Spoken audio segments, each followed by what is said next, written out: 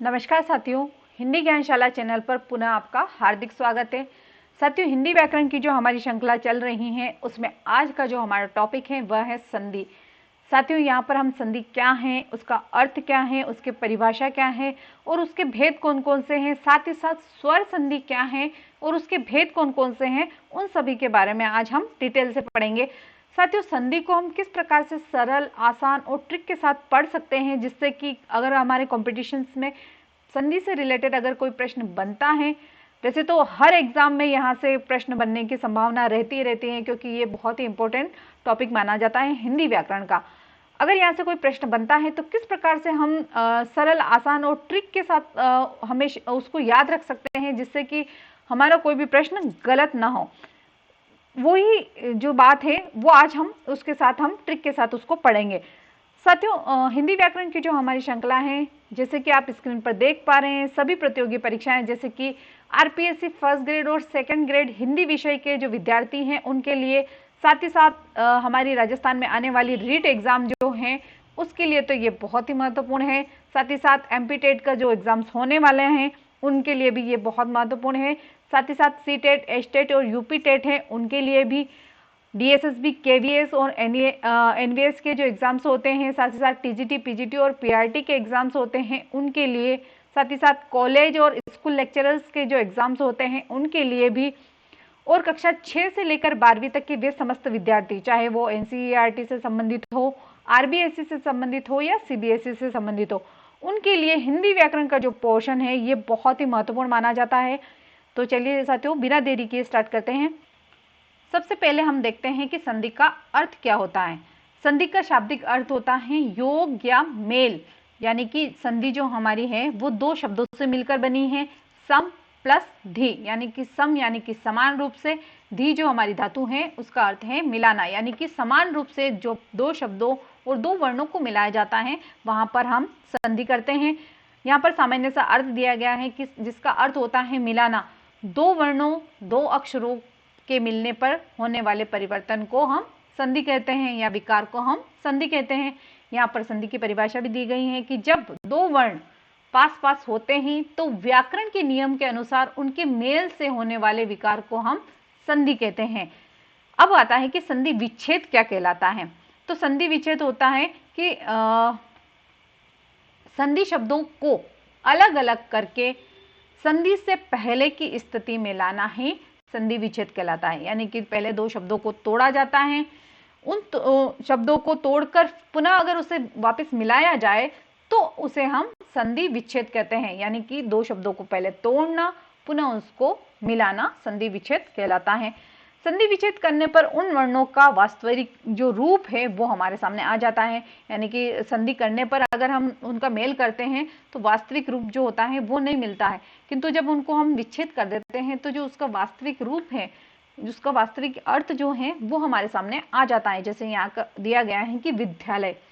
अब यहाँ पर देखा जाए तो विद्यालय स्कूल के लिए आई है बात आती है, किंतु अगर हम विद्या और आलय को अलग करते हैं, विद्या यानी कि ज्ञान के रूप में और आलय यानी कि घर के रूप में आता है। अब यहाँ पर अलग अलग अर्थ होता है, जबकि यहाँ पर विद्यालय यानी कि स्कूल के लिए जो शब्द है उसका उपयोग किया जाता है। अब यहाँ पर जैसे कि जगत, धन, ईश, जगत तो संसार के लिए, ईश यानी कि ईश्वर जो, किंतु यहाँ पर मिलाकर एक नया शब्द बन जाता है जगदीश। जैसे कि अब तीसरा शब्द दिया गया है कि हिम प्लस आलय। हिम का अर्थ होता है बर्फ और आलय यानी कि घर, यानी कि ऐसा घर जो बर्फ से बना है, किंतु यहाँ पर अलग अर्थ निकलता है हिमालय के लिए, ये हम शब्द का प्रयोग करते हैं। यहाँ पर कुछ परिभाषा जो है विद्वानों द्वारा दी गई है। प्रथम है कि कामता प्रसाद गुरु जो हैं उन्होंने कहा है कि दो निर्दिष्ट अक्षरों के पास पास आने के कारण उनके मेल से जो विकार उत्पन्न होता है वह संधि कहलाता है। फिर आते हैं कि किशोरीदास वाजपेयी जी जो हैं उनके अनुसार जब दो या दो से अधिक वर्ण पास पास आते हैं तो कभी कभी उनमें रूपांतरण हो जाता है। इसी रूपांतरण को हम संधि कहते हैं। यानी कि रूपांतरण कह सकते हैं, हम विकार कह सकते हैं, परिवर्तन कह सकते हैं, ये सारे हमारे संधि कहलाते हैं। अब देखते हैं हम उसके जो अलग अलग भेद जो हैं वो कौन कौन से हैं। परस्पर मिलने वाले वर्ण, स्वर, व्यंजन और विसर्ग तीनों ही हो सकते हैं। स्वर स्वर का मेल हो सकता है, स्वर व्यंजन का मिलन हो सकता है, व्यंजन व्यंजन का मिलन हो सकता है, स्वर व्यंजन का भी मिलन हो सकता है, स्वर विसर्ग का मेल होता है, व्यंजन और विसर्ग मिल भी सकते हैं, उसी को हम संधि कहते हैं। अतः इनके आधार पर संधि 3 प्रकार की होती है। यहाँ पर मूलतः संधि जो है हमारी 3 प्रकार की है, स्वर संधि, व्यंजन संधि और विसर्ग संधि। ये हमारी हिंदी व्याकरण की मूलतः 3 संधियां मानी जाती हैं। फिर इनके हम अलग अलग भेद उपभेद करते हैं। जैसे कि अब आता है कि स्वर संधि जो है वो क्या होती है। स्वर संधि 2 स्वरों के मेल से उत्पन्न होने विकार को संधि हम स्वर संधि कहते हैं। जैसे कि 2 स्वरों के परस्पर अगर मेल हुआ हो, मिला हो, वो 2 स्वर अगर मिले हुए हों तो उसे हम स्वर संधि कहते हैं। 2 स्वरों का परस्पर मेल संस्कृत व्याकरण के अनुसार प्रायः 5 प्रकार से होता है। यानी कि संस्कृत व्याकरण में अगर हम देखें तो वहां पर जो स्वर हैं हमारे 5 रूप से मिलते हैं। जैसे कि अ जो वर्ग है वह अ और आ दोनों से मिलकर बनता है हमारा। ई वर्ग जो है वह ई और ई से मिलकर बनता है। उ वर्ग जो है वह उ और उ से मिलकर बनता है। ए वर्ग जो है वो ए और आई से मिलकर बनता है। ओ वर्ग जो है हमारा ओ और औ से मिलकर बनता है। इन्हीं स्वरों के आधार पर स्वर संधि को हम 5 भागों में पुनः बांट देते हैं। कि स्वर संधि को हम कितने भागों में पुनः बांटेंगे? 5 भागों में। यहीं से प्रश्न बन जाता है कि स्वर संधि के भेद हैं 3, 4, 5 आपको संख्या के रूप में दे देंगे और वहां पर आपको ऑप्शन के रूप में दे दिए जाएंगे संख्या, और आपको बतानी होती है वहां पर कि कितनी होते हैं स्वर संधि के भेद। तो वहां पर हम बताएंगे कि 5 भेद होते हैं। कौन कौन से? दीर्घ संधि, गुण संधि, वृद्धि संधि, यण संधि और अयादि संधि। अभी वर्तमान में यण और अयादि जो है और गुण संधि है, इससे बहुत ज्यादा प्रश्न पूछे जाते हैं। अब आती है हमारी कि दीर्घ संधि क्या होती है। जब 2 समान स्वर मिलकर दीर्घ हो जाते हैं यानी कि बड़े हो जाते हैं, तब हमारी यहाँ पर दीर्घ संधि होती है। जैसे कि अ और आ के साथ अ और आ हो तो वह आ बन जाता है। जब ई और ई के साथ ई और छोटी ई और बड़ी ई मिलकर बड़ी ई जो है हमारी दीर्घ ई जो है वो बन जाती है। जब उ और दीर्घ उ मिलकर के साथ उ और दीर्घ उ दोनों ही मिलते हैं तो वो हमारा दीर्घ उ जो है वो बन जाता है। यहाँ पर एक सूत्र दिया है संस्कृत का, अकह वर्ण सवर्ण दीर्घ, यानी कि अक जो है हमारा प्रत्याहार, उसके बाद अगर कोई सवर्ण आता है तो वह मिलकर जो है दीर्घ का रूप धारण कर लेते हैं। जैसे कि दीर्घ का मतलब होता है अक प्रत्याहार के बाद अगर सवर्ण हो तो दोनों मिलकर दीर्घ बनते हैं। अगर हम साधारण से शब्दों में बोले कि दूसरे शब्दों में हम कह सकते हैं तो जब 2 सुजाति यानी कि समान जाति के स्वर पास पास आते हैं या पास पास मिलते हैं तब वह जो स्वर नया बनता है उसे हम सुजातीय दीर्घ स्वर कहते हैं। इसी को स्वर संधि की दीर्घ संधि कहते हैं और इसे ऋस्व स्वर भी दीर्घ ऋस्व कह सकते हैं। हम गुरु जो संधि है उसे भी हम कह सकते हैं। अब यहाँ पे कुछ उदाहरण दिए गए हैं यहाँ पे कि धर्मार्थ। आपको एक चीज याद रखनी है कि यहाँ पर आ, ई और उ की मात्रा आपको यहाँ पर देखने को मिलेगी। अगर आपको कहीं पर भी अगर शब्दों में जब हम शब्दों को तोड़ते हैं, पहले तो हमको ये पता होना चाहिए कि हम शब्दों को कहाँ से तोड़े। अगर वो शब्द वहां से अगर टूटता है और दोनों ही शब्द जो हैं अपना सार्थक अर्थ लेके आते हैं तो ही वो शब्द जो है हमारी संधि कहलाते हैं। अगर उनका अर्थ नहीं निकल रहा है तो वो हमारी संधि नहीं कहलाएगी।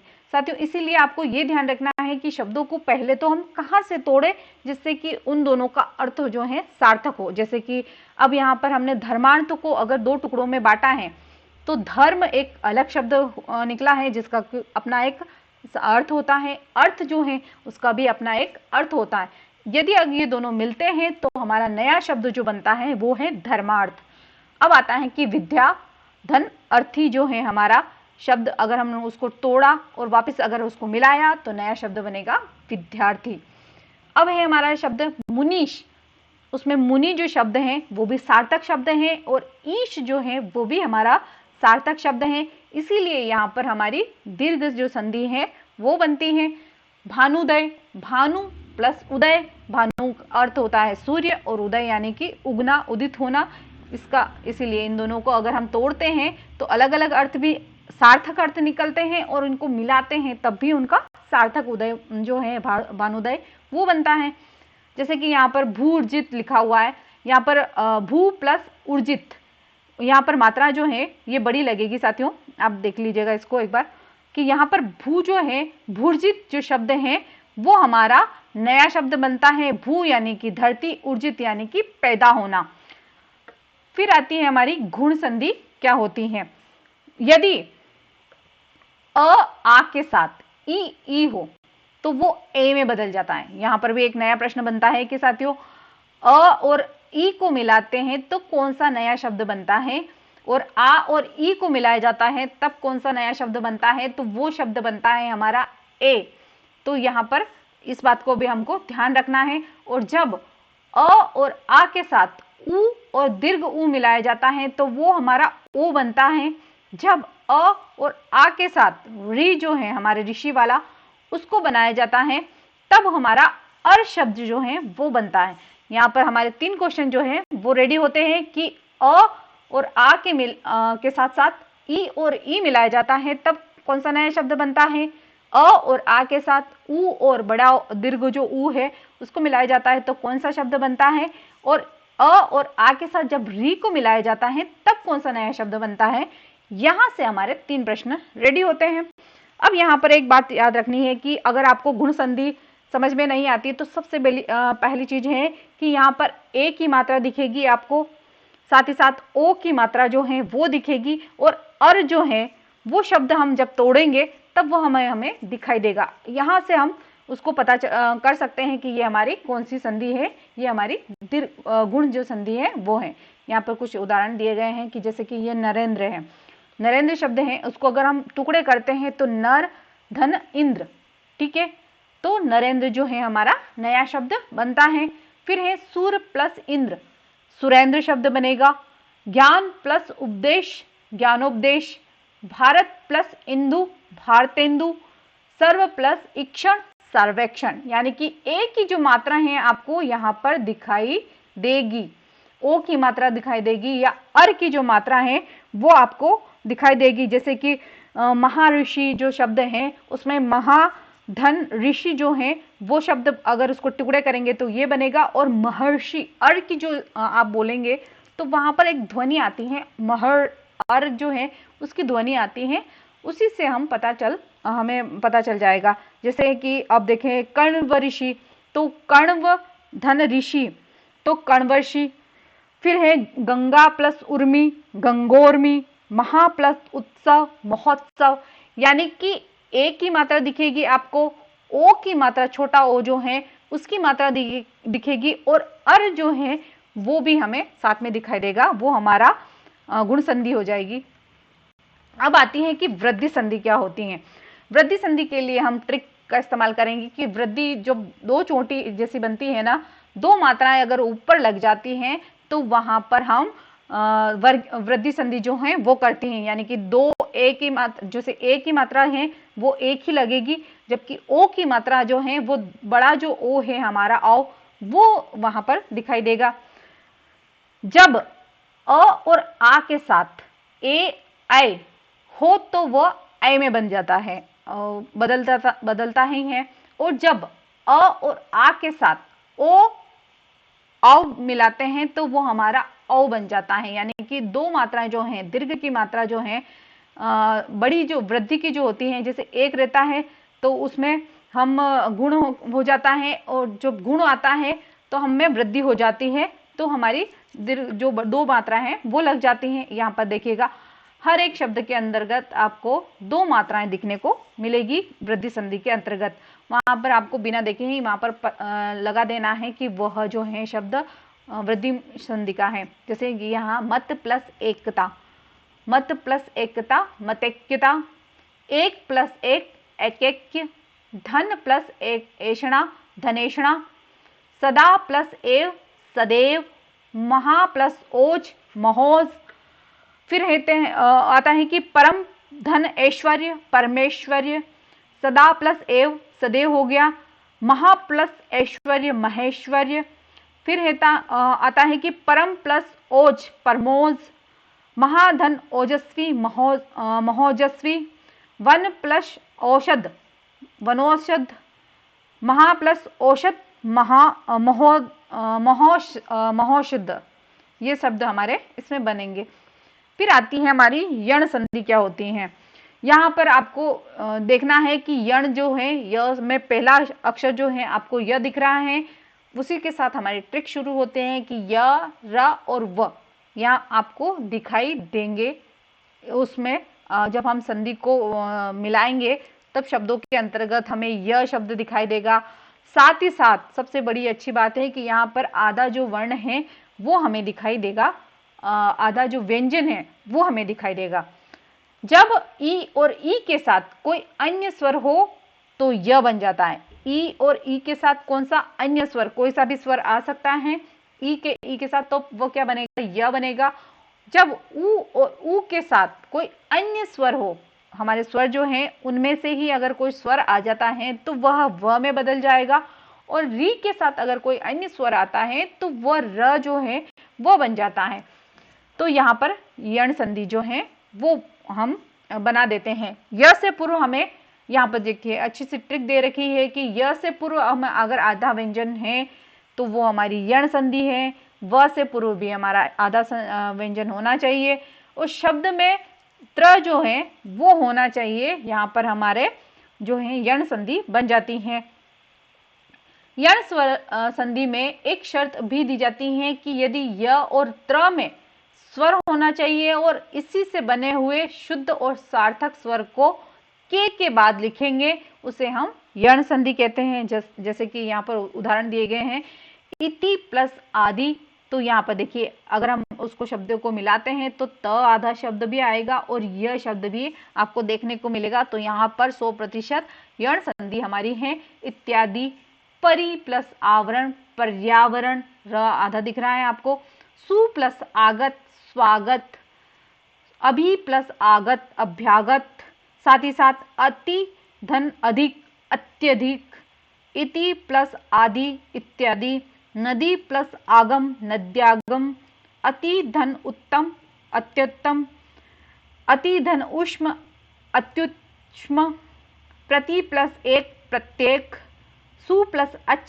स्वच्छ, सु प्लस आगत स्वागत, अनु प्लस ऐषण अनु अन्वेषण, अनु प्लस इति अन्विति, पितृ प्लस आज्ञा पित्राज्ञा। ये हमारे जो शब्द हैं यहाँ पर यण संधि के उदाहरण हैं। अब आता है हमारा अयादि संधि क्या होती है। अयादि संधि के लिए सबसे अच्छी बात है कि यहाँ पर हम अगर ट्रिक देखें तो अय, आय, अव और आव जो शब्द हैं ये हमें उसमें देखने को मिलेंगे शब्दों के अंतर्गत।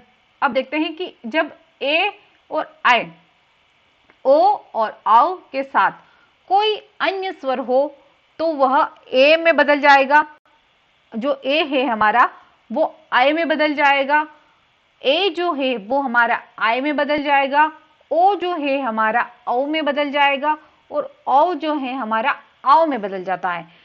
तो इस प्रकार जो व है उससे पहले व्यंजन पर हम आ की जो मात्रा हो तो उसे हम अयादि संधि कह देते हैं। लेकिन यहाँ पर एक बात लिखी गई कि कंडीशन भी आ गई है कि अगर कोई विच्छेद न निकलता हो तो कोई जो भी हमारे वर्ण है ए आई ओ औ के बाद आने वाले भाग को वैसा का वैसा ही लिखना होगा, उसे ही हम अयादि संधि कहते हैं। जैसे कि यहाँ पर उदाहरण दिए गए हैं कि ने प्लस अन नयन, नो प्लस इक नाविक, क्योंकि यहाँ पर जो है ओ के साथ ई जो है उसका मिला हुआ है, इसी कारण नाविक बनेगा। भो प्लस अन भवन, पो प्लस इत्र पवित्र। इस प्रकार साथियों हमने हमारी जो स्वर संधि है उसके जो भेद हैं उसको हमने अच्छे से पढ़ा है। तो साथियों अगर आपको वीडियो पसंद आया हो तो मैं आप सभी से रिक्वेस्ट करना चाहती हूँ कि वीडियो को लाइक कीजिएगा, शेयर कीजिएगा, चैनल को सब्सक्राइब कीजिएगा तथा अपने अन्य साथियों तक इसे पहुंचाइएगा ताकि वे भी इनका लाभ ले सकें। धन्यवाद। Thank you for watching.